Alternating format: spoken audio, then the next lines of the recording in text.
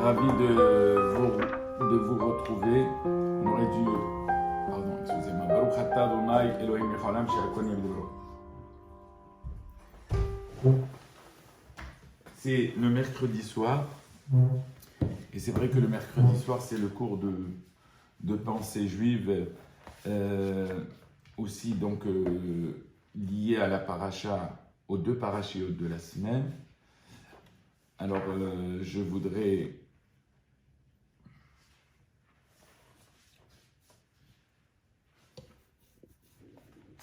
bien sûr dédier ces quelques paroles aux Niftarim, toutes les personnes disparues, et pour la guérison d'Ezrat Hashem, donc les personnes que nous avons citées, les personnes malades à qui nous souhaitons Ezrat Hashem, Refoua Shelema. Il y a, dans cette semaine, il y a deux parachiotes. Une qui est très connue, qui s'appelle la Haremot, que nous lisons le jour de Kippour. Elle parle essentiellement du service sacerdotal du grand prêtre, et puis toutes les relations, je dirais presque adultérines, ou les relations tout simplement interdites dans la Torah, bien entendu les relations de proximité, et notamment les relations interdites. Et puis, il y a la deuxième paracha qui parle de Kedoshim. Kedoshim, c'est, on croirait que la Torah va nous parler de certaines règles sociales, et pourtant, il y a le terme Kadosh, ça veut dire sainteté. On pourrait croire souvent, c'est ce que nous allons essayer de développer ensemble, Ezrat Hashem, que la Torah, elle s'arrête uniquement à des mitzvot, à des contraintes. Mais on va voir que la Torah n'est pas uniquement de la contrainte, ce sont aussi des règles sociales, ce sont des règles entre prochains, on va voir. Parce que souvent, quand on va décrire la Torah, il est interdit de faire ça, il est interdit de faire ça, et ainsi de suite. C'est vrai, il y a beaucoup d'interdits, il y a beaucoup de contraintes, mais il y a des contraintes qui sont, comment dirais-je, qui sont liées à la société dans laquelle nous vivons. Il faut avoir, comme nous avons expliqué la dernière fois, ce qu'on a appelé le derech eretz, les bonnes manières. Il y a aussi des règles sociales. Quand on vit dans une société, il fallait aussi penser à régler un peuple qui, certes, était dans l'errance dans le désert, mais qui allait plus tard être sur la terre d'Israël. Et il fallait qu'il, de ses propres mains, dans un premier temps, travailler la terre, parce qu'il fallait travailler la terre, même si quelque part, au demeurant, c'était un peuple qui était, dirons-nous, pratiquement assisté, mais assisté d'une manière divine, parce que rappelez-vous, la manne, c'était une nourriture céleste, le peuple ne travaillait pas la terre. Tout ce qui était lié aux règles liées à la terre, aux troumot, etc., même si elles ont été enseignées par Moshe Rabbeinu, mais n'étaient pas encore en action, elles n'étaient pas encore tout simplement mises en application, dans la mesure, tout simplement, où, comme le peuple ne travaillait pas encore la terre, donc on ne pouvait pas, on n'était qu'au stade de l'apprentissage, et presque, je dirais même, de la théorie. Et pourtant, on va voir que cela était nécessaire. On va voir même des règles sociales, mais des règles, ce qu'on appelle Ben Adam Lahavero, entre prochains. Il y a dans la Torah, excusez-moi, il y a le jour de Kippour. C'est pour ça que cette paracha, elle suit le jour de Kippour. Il y a ce qu'on appelle Ben Adam la Makom et Ben Adam la Havero. Ben Adam la Makom, c'est-à-dire entre Dieu et la personne elle-même.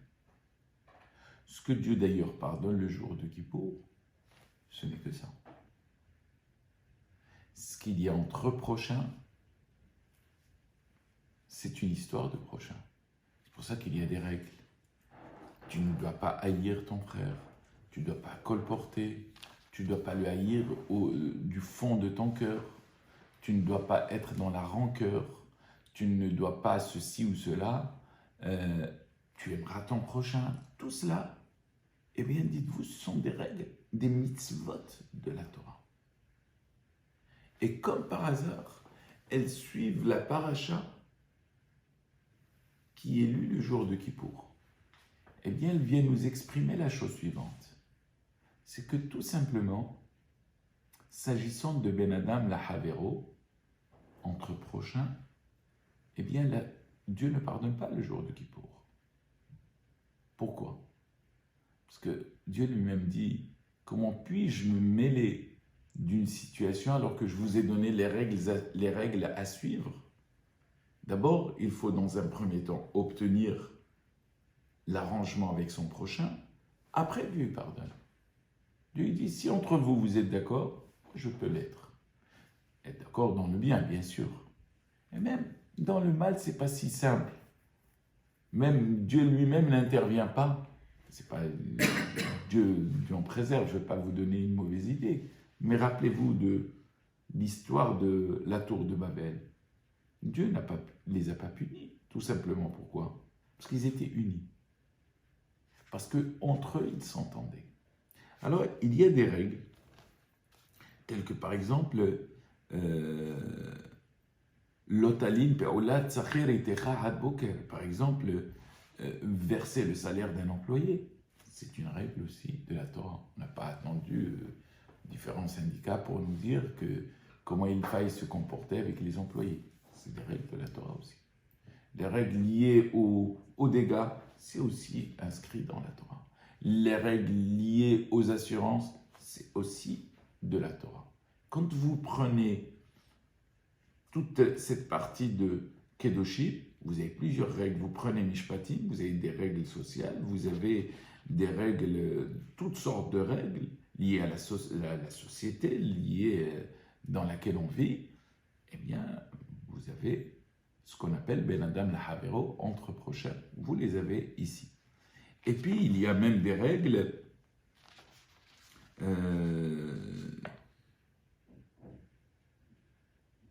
on a l'obligation de ne pas pervertir la justice. La Torah, par exemple, elle nous dit on ne doit pas accorder plus de considération aux pauvres, ni de respect aux puissants. S'agissant de la justice, on doit juger avec une totale impartialité. On va dire, ah, le pauvre, il est pauvre, miskin. Bon, on ne va pas trop l'accabler. Non. Lorsque quelqu'un a faute, c'est la faute. Et là aussi encore, la Torah, elle ne met pas en évidence le type de personne qui va fauter. C'est la faute qui est commise. La Torah, elle ne veut pas que le pays soit plein de fautes. Et vous savez, une fois, la Gemara parle de Rabbi Meir, et quand elle parle de Rabbi Meir, Rabbi Meir avait une femme qui s'appelait Brouria. Vous savez que Rabbi Meir avait plusieurs maîtres. Un, entre autres, des maîtres de Rabbi Meir s'appelait Elisha ben Avouya. que la Torah appelle Aher. On raconte, juste une parenthèse, que Elisha ben Avouya a vu une scène qui l'avait profondément déçu. Il s'est totalement détourné de la Torah. Même si dans le texte, il est marqué là-bas qu'un jour, on raconte que un des sages du Talmud raconte qu'il a rencontré le prophète Élie. Il a rencontré Eliyahu Hanavi et il lui dit, dis-moi, qu'est-ce que Dieu fait en ce moment? Il lui dit, c'est simple, il est en train de, comment dirais-je, de répéter ce que vous enseignez, ce que vous apprenez sur cette terre. C'est-à-dire que l'amour que Dieu a pour la Torah, elle est infime. Il reprend exactement ce que Rabbi Akiva, ce que Hillel, etc., etc. Il est dit là-bas que Dieu reprend l'ensemble des enseignements, sauf un, celui de Rabbi Meir. Donc ce Tana était offusqué. Il dit, mais comment? Rabbi Meir, c'est la lumière du monde. Comment Dieu ne peut pas reprendre? Effectivement, d'ailleurs, quand vous prenez toutes les Mishnayot, on appelle les Mishnayot Setumot. Setumot en hébreu veut dire sans auteur. Quand vous avez une Mishnah qui est Setuma, qui est totalement fermée, c'est-à-dire qui n'a pas d'auteur, elle appartient à qui? L'auteur est Rabbi Meir. Et alors il dit, mais comment? Rabbi Meir, la lumière du monde. Il dit oui. Parce que il a appris la Torah, pardon, de quelqu'un qui, plus tard, s'est détourné de la Torah elle-même pour prendre un chemin complètement à l'inverse de celui de la Torah. Donc, il a un petit... ne peut pas apprendre d'un apicoros. Même si quelqu'un qui enseigne la Torah ne peut pas uniquement enseigner la Torah. Il doit aussi être porteur d'un bon comportement. Celui qui enseigne la Torah, il doit aussi la mettre en pratique. Il ne peut pas enseigner des règles de Torah et par derrière ne pas pratiquer la Torah. Donc ça ne sert à rien. Et apprendre de quelqu'un comme ça, combien même cet individu serait immense, eh bien il y a une tare. Parce que l'apprentissage de la Torah doit être accompli dans un but complètement désintéressé, dans un but qui est empreint d'une certaine sainteté. On n'apprend pas de la littérature, on n'apprend pas des textes de loi pour se nourrir intellectuellement. Bien sûr qu'il faille se nourrir intellectuellement pour connaître la marche à suivre.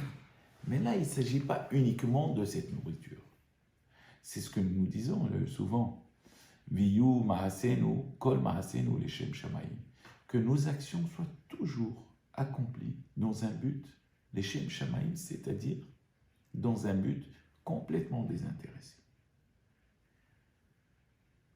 Parfois, il peut arriver que l'individu que nous avons face à nous est immensément, est très érudit. Mais son comportement ne suit pas son érudition. Et parfois, nous avons le contraire.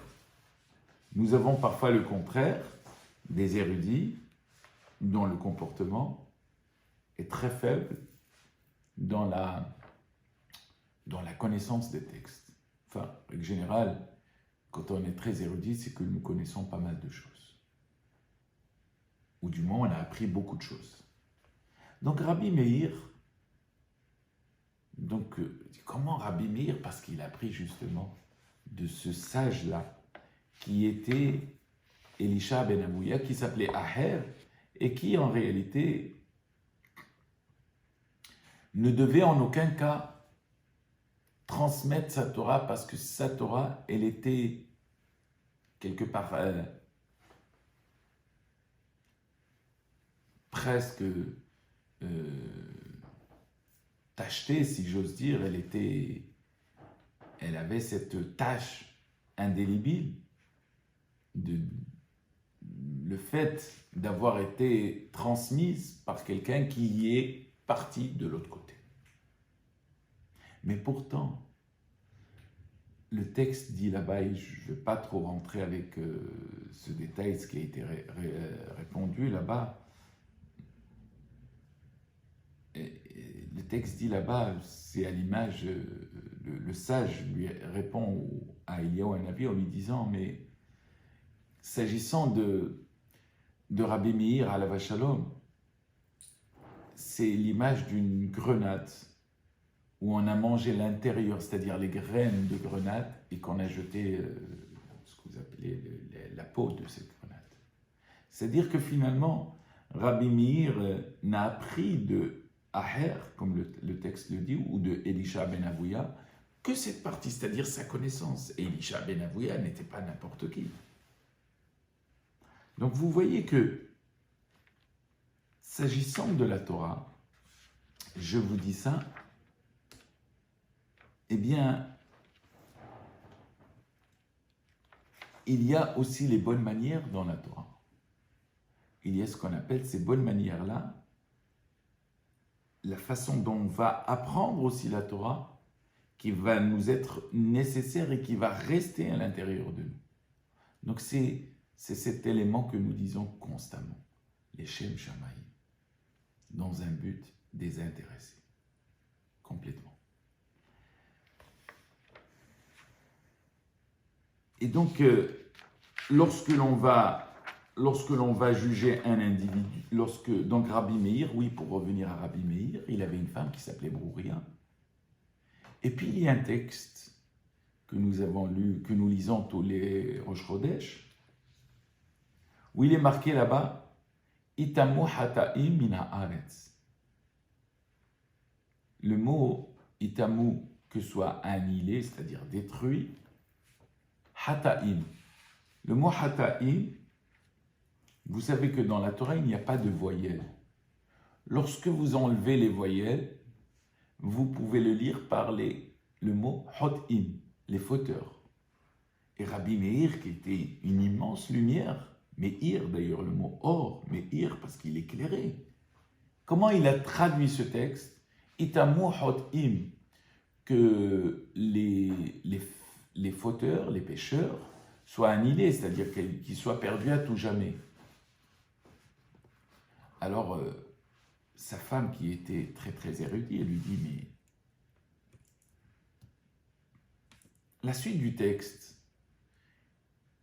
il est dit, Ushaim od enam. Il n'y a plus de méchants. Forcément, s'il n'y a plus de fauteurs, c'est qu'il n'y a plus de méchants. Donc elle lui dit, faudrait lire ce mot différemment. On ne doit pas le lire hot'im, qui veut dire les fauteurs, mais hata'im, c'est-à-dire les fautes elles-mêmes. Itamu hata'im min haaretz, c'est ce que nous disons d'ailleurs. Hata'im veut dire, eh bien, tout simplement, les fautes. Ce que la Torah va juger exactement, lorsqu'elle parle du pauvre et du riche, ce côté impartial, c'est de rendre la justice. Une justice qui n'est pas liée à l'individu. Et puis, le texte termine par là-bas en disant « Ve'ahavta lere'acha kamocha ani Hashem » et tu aimeras ton prochain comme toi-même, je suis l'Éternel. C'est-à-dire que, finalement, ce qui doit être accompli lorsque l'on va reprendre quelqu'un, lorsqu'on va juger quelqu'un, pas le juger parce qu'on n'aime pas quelqu'un, on doit lui administrer ce qu'il y a de plus doux. On doit quand même avoir toujours, tout en étant dans la rigueur, avoir toujours dans le côté de sa tête que c'est ton frère. Que c'est ton frère et dans cette mesure-là, tu dois être juste. Eh bien, ça aussi, c'est la Torah. Ça aussi, c'est les règles de la Torah. Et enfin, il y a, je sais, je ne les ai pas comptés, mais il y a énormément de mitzvot liés. On n'a pas le droit de croiser certains animaux, les mélanges agricoles, etc. Et puis, il y a une mitzvah que on va essayer de développer en cycle de temps, qui s'appelle le Sha'atnez. C'est quoi donc cette mitzvah? On va essayer de la développer pour voir que cette mitzvah-là, elle va remonter jusqu'à pratiquement jusqu'à la période de Bereshit. La Torah nous dit de ne pas porter de vêtements qui contiennent un mélange interdit. C'est quoi ce mélange interdit? C'est le lin et la laine. Mélanger le lin et la laine dans la Torah, c'est strictement interdit. Bien entendu qu'il y a des règles. S'ils sont, comment dirais-je, s'il y a un mélange d'étoffes, c'est-à-dire s'ils sont tissés, mais si je mets un pull de lin et sur-dessus quelque chose en laine, il n'y a pas d'interdit. Ce que la Torah va interdire, c'est ce mélange-là. Et donc, malheureusement, souvent par ignorance, on ne connaît pas ces règles. On ne connaît pas ces règles. Vous savez que les premiers avant... Alors, vous me direz qu'aujourd'hui, il y a des matières qui ont pris le dessus sur le lin et la laine. C'est cette matière qu'on appelle du polyester, qui aujourd'hui, beaucoup de choses est fabriquée en polyester. Et donc forcément, le problème ces derniers temps se pose beaucoup moins, enfin, pas d'une manière évidente, mais enfin, il se pose beaucoup moins qu'avant. Mais en tout cas, lorsqu'on va respecter les règles de la Torah, lorsqu'on achète un costume ou un habit dont on sait qu'il y a de la laine et qu'il pourrait y avoir du lin et de la laine mélangés, eh bien, il faut absolument les faire vérifier. Parce que c'est un interdit de la Torah. C'est ce qu'on appelle un hok. Hok dans la Torah, ce sont des lois qui n'ont pas de rationalité. Il y a 4 en tout dans la Torah, comme la para, Adouma, Zot, Hukat, Torah. On va voir le cas du Sha'atnez, on va voir le cas du Hiboum, le Lévira, on va voir les 4 cas cités dans la Torah, mais en tout cas, et d'autres cas, mais en tout cas, le côté rationnel n'y est pas. Et voilà que le Sha'atnez, c'est une mitzvah qui, finalement, n'est pas transgressée d'une manière volontaire. Je ne vais pas aller chercher un habit qui comporte le lin et la laine pour la mettre. J'ai un habit, je dois m'habiller, je m'habille. Mais, bien sûr que préalablement, je devrais bien vérifier qu'il ne soit pas filé, enfin je pense que le terme c'est filé, ou tissé en même temps.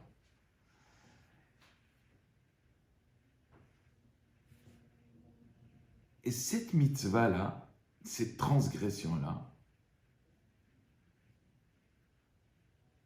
elle est aussi forte, aussi terrible, comme le texte va le dire là-bas, que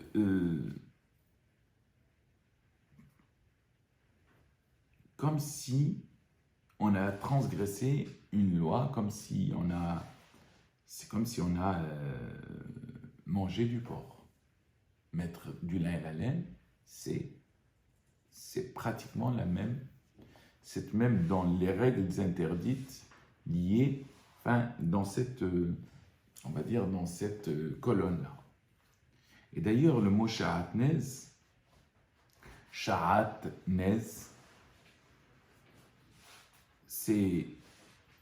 il fait allusion, en fait, lorsqu'on va inverser les termes, ça nous donne Satan, Oz.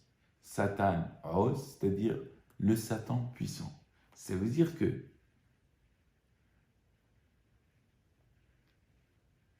au fait que celui qui porterait ça s'apparenterait presque à une forme d'idolâtrie. Et d'ailleurs, je vois par-ci, par-là, l'idolâtrie qui était pratiquée à cette époque était monnaie courante. Et ceux qui donnaient leurs enfants au Moloch, qui sacrifiaient, etc. L'ota'avir et bincha, el bitecha, la molech, etc. Eh bien, on va voir que la Torah nous met le sha'atnez sur la même catégorie, si vous voulez, que une forme d'idolâtrie.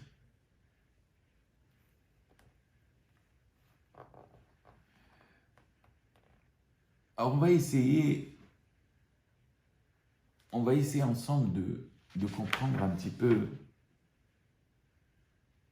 On va essayer ensemble de comprendre pourquoi cette mitzvah-là, pourquoi cette transgression est-elle aussi interdite, même si nous n'avons pas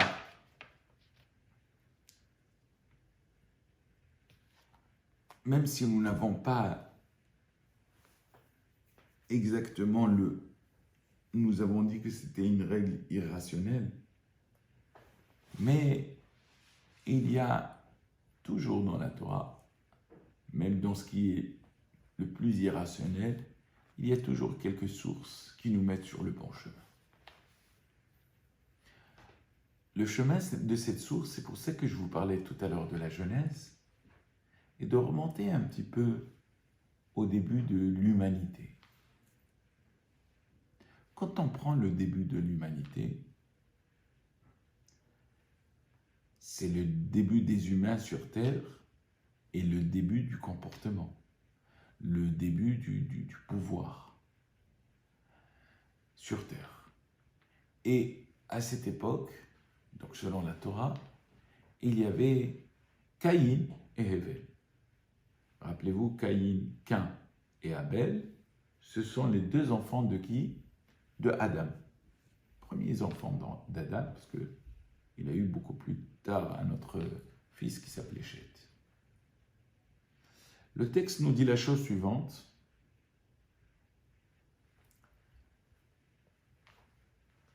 Que Caïn a apporté un sacrifice et que Hevel, alors on l'appelle Abel, beaucoup de gens me disent pourquoi on l'appelle Abel en français alors que dans la Torah c'est marqué Hevel.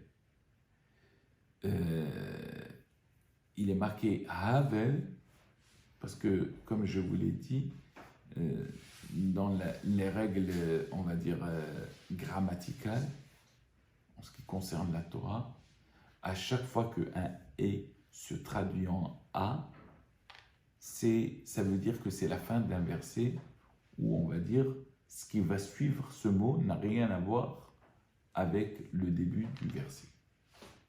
Quand on dit « Eved », qui veut dire un serviteur, « Aved », ça veut dire qu'après « Aved », ce qui va suivre n'a rien à voir avec le début. Regardez ce que vous lisez par exemple dans le Birkat Amazon. Velona ra'iti tzadik ne'azav vezar'o mevakesh la hem. Ça veut dire la hem, c'est la hem. Ça veut dire la hem. Eh bien parce que le hem étant le dernier mot de ce verset, eh bien on met la hem. Donc c'est une règle grammaticale très très très facile. quand il y a un A, ce qu'on appelle un kamatz, c'est ça un A, à la place d'un E, d'un ségol de 3 points, eh bien ça veut dire que c'est la fin d'un verset. Donc, quand on dit Havel et Hevel et Havel, Havel veut dire Hevel, sauf que Havel veut dire la fin d'un mot. Mais en réalité, son nom, c'est Hevel. Donc Hevel a apporté un sacrifice pour et aussi Caïn a apporté un sacrifice. Dieu va accepter le sacrifice de Hevel et ne va pas accepter celui de Caïn.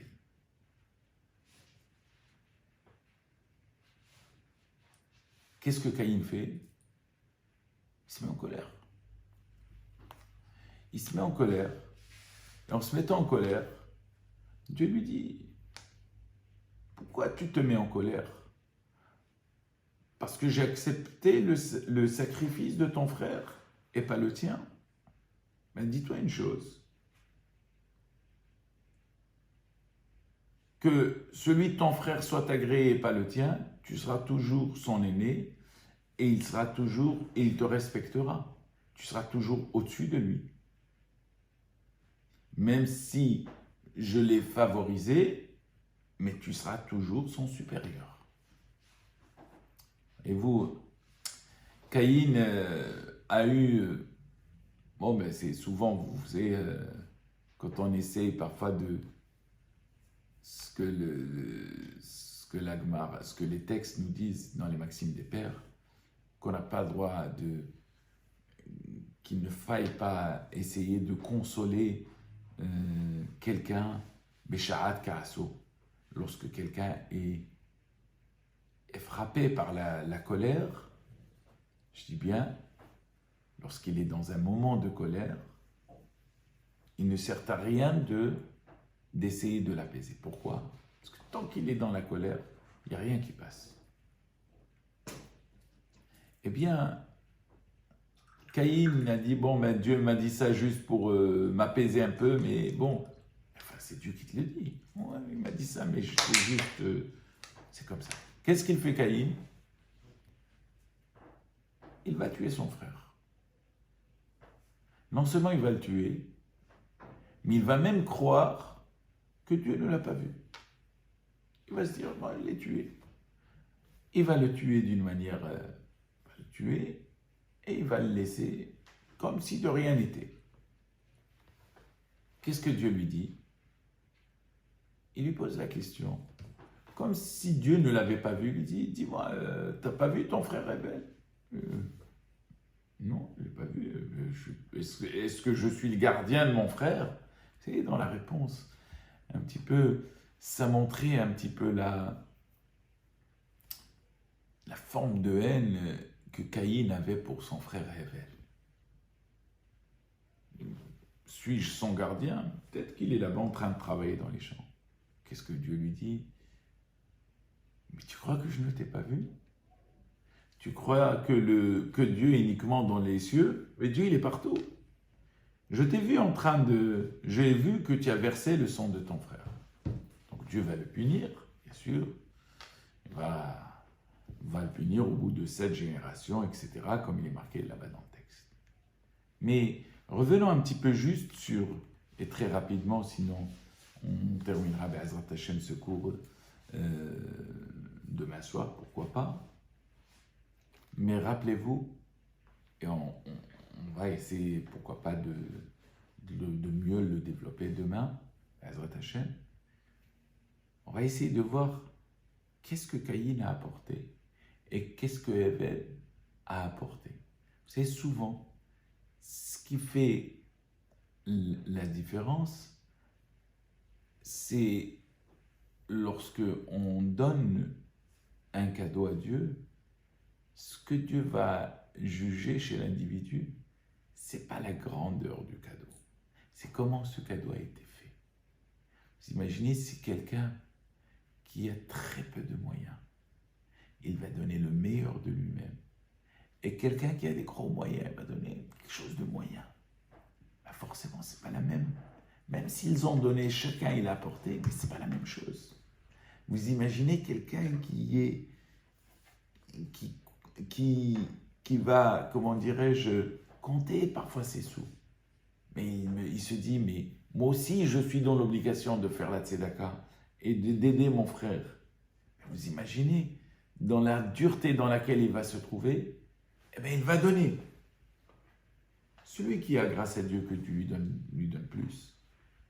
Mais au prorata de ce qu'a donné le pauvre, eh bien, le pauvre a plus aux yeux de Dieu de mérite. Mais ça ne veut pas dire que le riche n'a rien fait. C'est ce que Dieu va dire à Caïn. La maharalar. Pourquoi tu te mets en colère?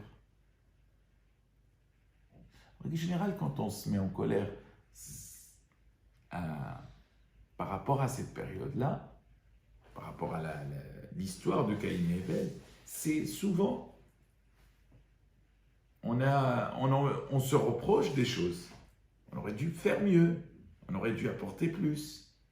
Peut-être que si Dieu ne l'a pas agréé, au lieu de se poser la question et d'imposer, de dire non, c'est mon cadeau et pas celui de l'autre, eh bien le sage, c'est celui qui va se remettre en question et dire, mais attends, si Dieu n'a pas agréé mon sacrifice, c'est parce que peut-être que le sacrifice que je viens d'apporter ne venait pas de mon cœur.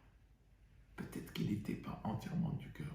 C'est que la Gemara, elle dit qu'il y a des choses que, dans le traité, je crois, de Psahim là-bas, je crois, c'est répété aussi dans un autre, qu'il y a des choses que Dieu ne permet pas à l'individu de connaître. C'est ce qu'il y a à l'intérieur du cœur de chacun. On ne peut pas le savoir. Je peux savoir ce qui est exprimé par votre bouche, mais je ne peux pas savoir ce qui est à l'intérieur de votre cœur. Vous imaginez si Dieu avait permis ça?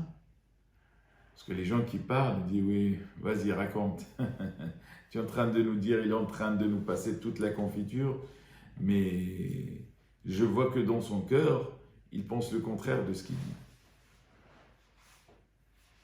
Dieu, il sait ce qu'il est à l'intérieur d'un individu. Il n'y a que Dieu qui sait. Il n'a pas donné cette permission à l'homme parce que s'agissant de ce qu'il y a à l'intérieur du cœur, c'est à l'homme de travailler son cœur. Ce n'est pas à notre de voir ce qui est à l'intérieur. Parce que si Dieu veut qu'entre nous on ne se juge pas, mais en tout cas, ce qui est exprimé par la bouche, parfois ce n'est pas l'expression du cœur. Est-ce que le contraire est valable? Parfois, c'est aussi valable. Parfois, on avait sincèrement envie d'accomplir une mitzvah, mais cela, on a eu des empêchements. Imaginez par exemple quelqu'un qui a tout fait pour accomplir une mitzvah, puis il a été bloqué. Est-ce qu'on peut dire que Dieu ne lui considère pas cette mitzvah comme acquise? Eh bien, au contraire. Dieu va lui dire, tu ne l'as pas exprimé avec ta bouche, mais s'agissant de l'accomplissement de la mitzvah, tu l'as exprimé avec ton cœur. Même si tu ne l'as pas exprimé verbalement, parce qu'il faut le verbe est important, parce que imaginez, vous voulez accomplir une mitzvah, il y a la notion, il y a le verbe qui va permettre, il y a ce qui sort de la bouche. Même si la Torah nous dit que tout ce qui sort de notre bouche doit être accompli, parce que la Torah nous dit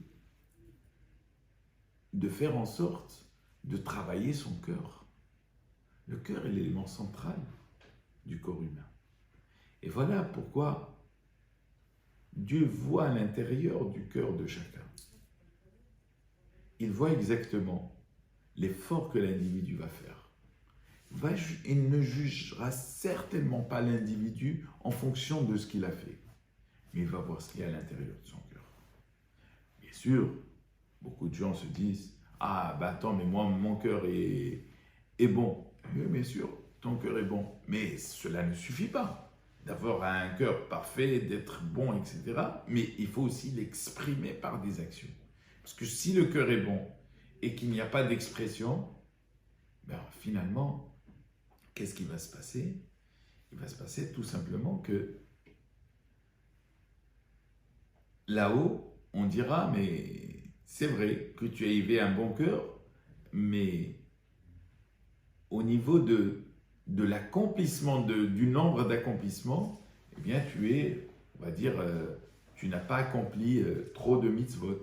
Tu as été limité, parce que c'est vrai que tu avais un bon cœur, mais c'était très très limité dans le temps.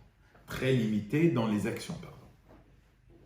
Le cœur est bon, mais l'action elle-même doit être aussi exprimée par le verbe, comme nous l'avons dit, et accomplie par les mains. Alors, on essaiera de voir, Be'ezrat Hashem, demain, la différence qu'il y avait entre Hevel et Caïn. Et d'ailleurs, juste, je terminerai avec cela. Le mot Hevel veut dire vanité. L'homme qui se sent comme une forme de vanité, l'homme qui dit plutôt, que, comme ce qu'a dit le roi Salomon, Hevel Havalim, il dit que ce monde n'est que vanité. Si l'homme se met dans cette situation-là, il se dit finalement, nous sommes faits de chair et de sang, et qu'on a une fin, et que si chaque individu pensait à sa fin, que chaque individu pensait aux conséquences de ses actes, et que s'il avait toute cette réflexion en lui, mais il ne faudrait pas. Hevel lui-même était dans une... Ne cherchez pas une forme d'orgueil, à s'enorgueillir du fait que Dieu lui ait donné. Ça va, ça restera mon frère aîné, je le respecterai toujours. Mais Caïn, c'est Milachon Kinyan. Kinyan, ça veut dire l'acquisition. J'ai envie d'acquérir tout. J'ai envie que le monde m'appartienne. Mais non, mais le monde ne t'appartient pas. Le monde appartient à tout le monde. C'est ces deux réflexions que, Be'ezrat Hashem, demain, nous allons essayer de développer, et en même temps, pour le mettre en évidence avec cette règle de Sharatnez, qui est formidable, et je passe l'ensemble des mitzvot qu'il y a dans la Torah liés à ces deux parashiyot, sont vraiment formidables. Vous verrez que, je vous invite même d'ailleurs à les lire en français, ce sont deux parashiyot exceptionnels, extraordinaires. Vous allez voir même les règles, toutes les règles agricoles, les règles liées au premier fruit que donne un arbre. On va voir aussi même cette comparaison entre l'homme et l'arbre. Qu'est-ce qu'on appelle la orla, les fruits de la orla des trois premières années. Donc il y a un ensemble incroyable de mitzvot liés à cette paracha. Et pourtant, la Torah nous dit, cette paracha, elle s'appelle Kedoshim. C'est-à-dire que même si on croit souvent que des lois pouvant être liées à l'agriculture ou au domaine social ou ailleurs, eh bien dites-vous la chose suivante. Dites-vous la seule chose suivante. Eh bien, c'est une forme aussi de sainteté. Cette sainteté que Dieu nous demande, cette notion de sainteté, qui est à l'image de Dieu. Dieu, il s'appelle Hakadosh Baruch Hu, le Saint béni soit-il. Nous l'avons vu à Pessah. Bien, dites-vous la chose suivante. Dieu nous demande d'accomplir ces mitzvot, pas parce qu'elles respectent des règles dans une société bien déterminée, etc. Et bien entendu, j'ouvre une parenthèse, les bons us ou les bonnes us et coutumes d'un pays doivent être absolument observées. Les lois d'un pays, Dina de Malchuta Dina. On ne peut pas dire, bon, ben ça c'est la République qui dit ça, moi, je m'en fiche, c'est la loi de la Torah. Non, il y a aussi les règles du pays qui sont aussi importantes, qu'il faille absolument respecter, pas faire n'importe quoi. Mais là, la Torah, le critère essentiel de la Torah, s'agissant de l'accomplissement des mitzvot, c'est uniquement pour aller vers une forme de sainteté. C'est ce que j'essaierai d'expliquer avec vous, Be'ezrat Hashem, demain, avec tout simplement qu'est-ce que c'est que Shahat Ness. On va voir, même si c'est, je crois qu'en français on l'appelle axiome, je ne sais pas si c'est un axiome, enfin, vous me reprenez si le mot ne correspond pas, mais enfin c'est une loi qui n'est pas rationnelle, c'est-à-dire qu'il n'y a pas de raison. Torah. Nous essaierons d'expliquer pas la raison que la Torah donne, même si le Rambam, lui, dans ses écrits, va quelque part rationaliser les mitzvot, ce qui fait, selon certains, peut-être, je dis bien, c'est problématique de rationner l'ensemble de la Torah. Parce que dès lors où on rationalise tout, eh bien, on se met dans un cadre d'analyse et de réflexion. Et on peut aller pratiquement vers le contraire de ce que la Torah va nous dicter. Je salue la présence comme je le fais tout le temps, la présence de notre grand rabbin. J'espère qu'il va accepter notre invitation de vous parler très très prochainement en Zoom ou en direct sur Facebook. En tout cas, je l'invite. On peut le faire, pourquoi pas la prochaine fois, on va peut-être... Il faut juste qu'il mette un petit commentaire. On peut lui demander de commenter et de s'associer avec nous. En tout cas, mes chers amis, rationaliser l'ensemble de la Torah, ça peut être un risque. Pour la simple et bonne raison, comme je vous l'ai dit, l'analyse parfois peut être trompeuse. Parce qu'on peut dire, mais pourquoi la Torah elle interdit? Elle interdit uniquement parce qu'il y a ça. Donc moi je me dis dans la tête, je fais ma propre Torah. Bon, mais moi dans mon cas, je ne suis pas, comment dirais-je, concerné par cette analyse-là. Eh bien, c'est pour ça que ce n'est pas si simple de rationaliser la Torah. Ce n'est pas si simple. Il y a un autre emprunt. Quand je dis emprunt, plutôt, je parle d'une marque importante que la Torah exige de nous. Elle exige de nous avec beaucoup de facilité. Et juste tel qu'un serviteur, tel qu'un fils qui va servir son père. Le père connaît très bien son fils. Le fils, pas forcément. Je ne parle pas de cette génération maintenant. Est-ce que les pères connaissent, est-ce que les fils connaissent les failles des pères? Ça oui, je crois. Mais enfin, le père, lui, il connaît parfaitement son fils. Et tout ce qu'il va lui dire, va le faire pour son bien, pour l'élever. Le contraire, je ne pense pas qu'il soit valable. Le fils va chercher le côté, on va dire, le côté ouverture pour un petit peu tromper son père. Mais le père, lui, donc notre père qui est dans les cieux, lorsqu'il nous donne ces mitzvot, c'est pour nous élever dans une forme de sainteté. Kedoshim tihiu, c'est-à-dire que nous sommes saints.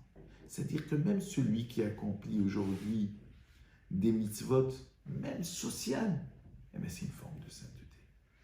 Même celui qui respecte la justice, c'est aussi dans un but de sainteté. C'est-à-dire qu'à la limite, c'est quelque chose qui toucherait peut-être notre logique. C'est logique, il y a des règles très très logiques. Quelqu'un qui est volé est sanctionné. Et bien, lorsque le tribunal rend sa décision, il a accompli une mitzvah. Certains diront il a accompli, il a fait, comment dirais-je, il a accompli son devoir. Non, ce n'est pas son devoir. Il a fait une mitzvah de rendre la justice. Rendre une justice, c'est aussi une mitzvah. La Torah, elle termine Ve'afta l'eracha kamocha. Comme je vous l'ai dit précédemment, rendre la justice, mais attention, dans le coin de ta tête, c'est ton frère. C'est-à-dire, sur un partiel, forcément, mais juge surtout la faute et non pas l'individu. Donc, toutes ces choses-là, mes chers amis, nous donnent le contour de ce que c'est que la sainteté. La vraie sainteté, c'est celle qui nous permet de s'élever, de s'élever pour atteindre un niveau où on va être proche de Dieu. Malheureusement, même Dieu lui-même a vu plus tard que ce qui a permis la proximité avec son proche, avec son peuple, allait être détruit. Le temple qui nous permettait cette proximité, parce qu'il y avait le korban, le sacrifice. Le sacrifice vient du mot karov. Karov Adonai Lechol Koreav. Dieu est proche de tout ce qu'il implore. Eh bien, Dieu a vu quelque part que ce peuple allait être exilé, qu'il allait être exilé longtemps, qu'il y avait quelque chose que Dieu ne pouvait pas enlever au peuple. C'est sa proximité avec lui. Mais or, la maison dans laquelle Dieu résidait n'y est plus. Il y avait une autre type de maison. C'est ce que nous faisons aujourd'hui. C'est ce savoir. C'est ce que nous échangeons ensemble. Ce sont ces mitzvot qui vont nous élever dans une forme de sainteté pour qu'on puisse ressembler à Dieu. Lorsque Dieu va voir, nous sommes saints, S-A-I-N-T, à son image, finalement. Et je vous dis ça parce que c'est un jour important aujourd'hui, Yom Ha'atzmaut. Alors, il y a ceux qui ne le font pas, il y a ceux qui disent oui, etc. Mais vous imaginez, c'est le début. C'est le début de ce qui a permis au peuple d'Israël de revenir sur sa terre. Alors, il y a des gens à l'ONU, des gens de partout qui disent « on n'a pas peur de dire les choses ». La Torah, lorsqu'elle s'exprime, les enfants d'Israël étaient sur la Terre Sainte, ils n'étaient pas au Nicaragua. Lorsqu'on parle du temple de Jérusalem, il était à Jérusalem, il n'était pas à Rabat ou à Casablanca. Il était sur cette terre-là. Il n'était pas ailleurs. Vous imaginez qu'après presque 2000 ans d'exil, nous retrouvons aujourd'hui des rues qui parlent, des endroits qui parlent, qui respirent l'histoire. Vous imaginez tout ce que nous lisons aujourd'hui, c'est bien, on parle de ceci, cela, mais lorsque nous sommes en Israël, eh bien, il y a l'histoire qui ressort. C'est magnifique. Même si c'est vrai qu'aux yeux et au regard de la Torah, elle n'est pas totale, cette rédemption, parce que le temple n'y est plus, mais c'est un départ. Imaginez quelqu'un qui cherche tout simplement une habitation. Il a la maison, donc il a où dormir déjà. Et il aura le temps de meubler la maison. Meubler la maison, il aura tout le temps nécessaire de le faire. Dieu nous a donné cette possibilité. C'est pour ça qu'aujourd'hui est un jour particulier. Enfin, hier soir et aujourd'hui, c'est un jour très particulier. Le Yom Ha'atzmaut a été prévu par nos sages depuis très très longtemps. Et ils pleuraient tous les jours sur ce jour-là jusqu'à ce qu'il soit arrivé ce jour-là. Comme je vous l'ai expliqué précédemment, chaque jour de Pessah correspond à une fête, sauf le 7e jour, qui correspond à cette journée-là. Si vous prenez le premier jour de Pessah, eh bien c'est Tisha B'Av. Deuxième jour, c'est Shavuot. Vous pouvez prendre le calendrier si vous voulez, vous pouvez le vérifier, c'est vérifiable. Cette année, Tisha B'Av tombera mercredi soir. Shavuot, jeudi soir. Troisième jour, Rosh Hashanah, vendredi soir. Quatrième jour, Simchat Torah, samedi soir. Cinquième jour, Kippour, lundi soir. Dimanche soir, donc lundi. Purim, mardi, on l'a vu lundi soir. Et le 7e, On n'avait pas de réponse pour le 7e. C'est Aïn. Parce que si on part de Tav jusqu'à Aïn, Tav, Shin, Resh, Kouf, Tzadik, P et Aïn. Aïn, c'est Hatzmaout. C'est le 7e jour. 7e jour de Pessah. C'est le 7e jour de Pessah. Ce 7e, les sages n'avaient pas de réponse. Ils l'ont eu presque 2000 ans après. Presque, je dis bien. Donc c'est un jour qui est un bon départ. Le bon départ, c'est d'avoir déjà eu la maison. Donc c'est à nous de bien la meubler. On meuble la maison, c'est bien sûr, c'est une expression pour dire, c'est à nous de faire encore d'autres mitzvot qui activeront Be'ezrat Hashem, la rédemption finale, qui permettront à ce que sur cette terre-là, la terre d'Israël, elle est particulière. C'est que tous ceux qui habitent ont un mérite particulier. Même les non-juifs qui habitent, je parle. Là, je ne veux pas vous faire de l'histoire. Si vous remontez à la période des juges, il y avait aussi certaines tribus non-juives qui sont restées sur la terre d'Israël, parce qu'ils ont aussi un certain mérite. On ne peut pas dire d'enlever le mérite, c'est que pour le peuple d'Israël, non. Mais il y a des peuples, lorsqu'ils respectent aussi la volonté de Dieu, ils ont aussi mérite, ils ont autant de mérite dans la mesure où lorsqu'ils accomplissent que les 7 lois de Noachi, cela suffit. Donc en plus, lorsque certains non seulement accomplissent ces 7 lois-là, ils accomplissent aussi d'autres lois, telles que la Brit Mila et ainsi de suite, il y a un mérite particulier. Et je vous invite à lire la fin de Josué et la période des juges, et on va voir au moment de la division de la terre, mais on va voir que certaines tribus ont cohabité avec d'autres peuples, si j'ose dire, avec d'autres tribus non-juifs, païens, parfois idolâtres, mais sauf que la terre elle-même n'acceptait pas l'idolâtrie. Tout cela pour vous dire que Be'ezrat Hashem, la terre, elle est là. C'est à nous de la meubler par notre comportement. La terre aussi, elle fait référence à la maison de chacun. La maison, c'est l'intérieur. Il faut faire en sorte que cette maison-là, elle soit bien meublée. C'est-à-dire qu'il y ait des mitzvot qui s'accomplissent pour que cette maison soit empreinte de bonnes odeurs. Le sacrifice était important, mais ce que Dieu voulait, c'est sentir ce qu'il y a, ce que dégageait ce sacrifice.